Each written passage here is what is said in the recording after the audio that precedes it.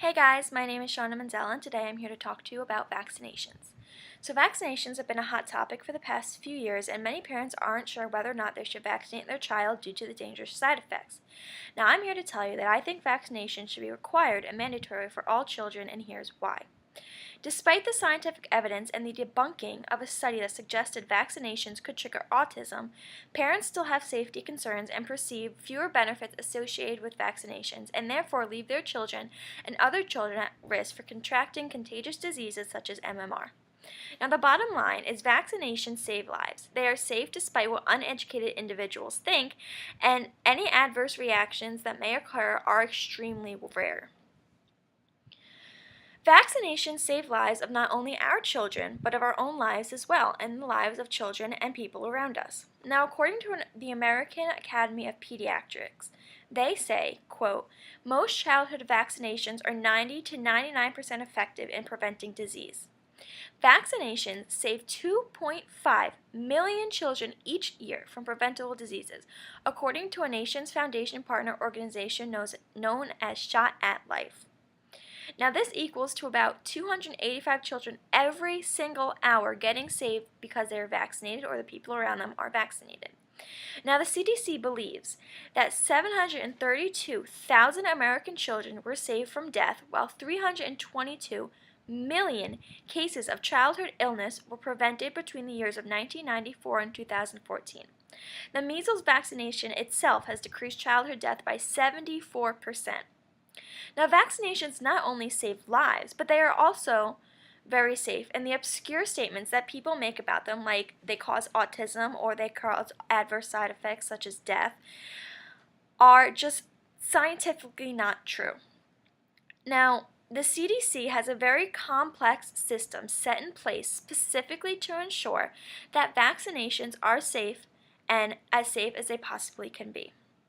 As science advances and updated information becomes available to us and the doctors around us, the system will only get better.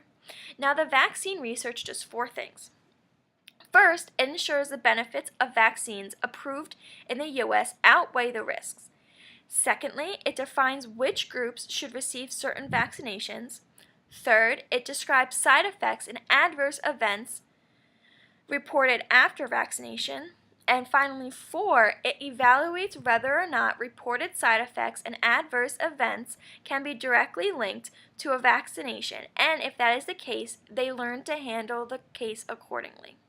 Now, numerous major medical associations state that vaccines are safe, including the CDC, the FDA, the IOM, the AMA, the AAP, UNICEF, the U.S. Department of Health, Human Services, the World Health Organization, the NFID, and the AAFP. Now, according to Public Health, they say, quote, numerous studies have found no evidence to support the notion that vaccines cause autism and other chronic illnesses. Yet parents are still refusing to vaccinate their children. Now, research has recently linked failing immunization rates to recent resurgence of vaccine-preventable diseases such as whooping cough, which in 2010 killed 10 infants who were too young to be vaccinated simply because individuals who believe they know more than scientists and doctors themselves all around the world didn't get their yearly shots. Now, the most well-known myth about vaccinations originated in 1997 with a study done by Andrew Wakefield, a British surgeon. He claimed that the MMR vaccine was directly related to the increasing number of autistic children in Great Britain.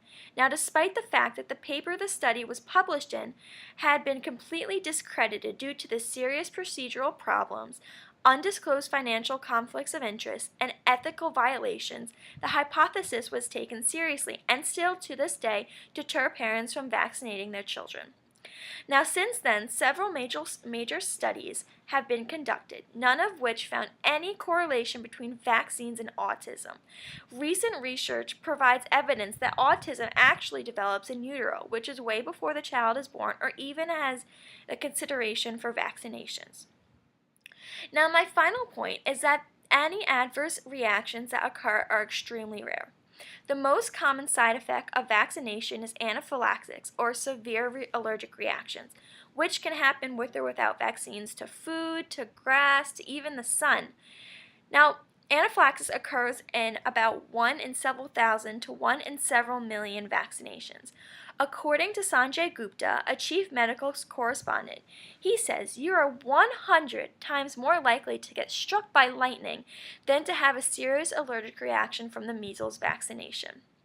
Ellen Clayton, MD, who is the co-author of the Committee to Review Adverse Reactions on Vaccines, summarizes the result of her report by saying, quote, "The MMR vaccine does not cause autism.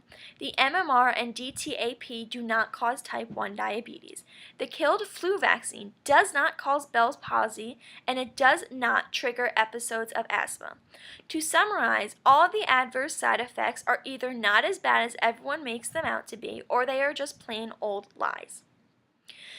Now, when a critical portion of the community gets immunizations against contagious diseases, not only does it help save their immune systems, but it helps save the immune systems around them.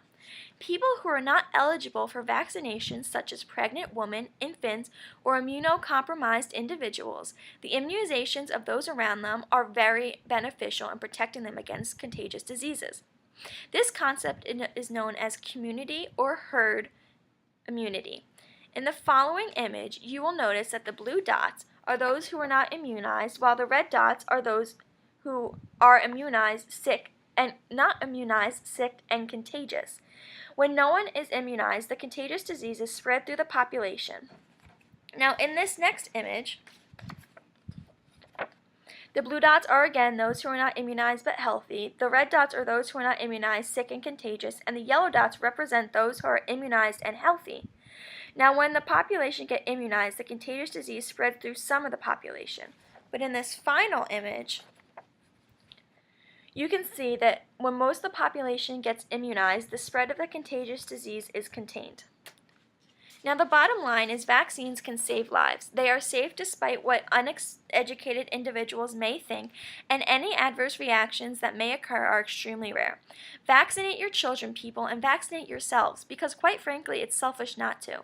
There is no scientific evidence that backs up any of the strange myths that float around about vaccines.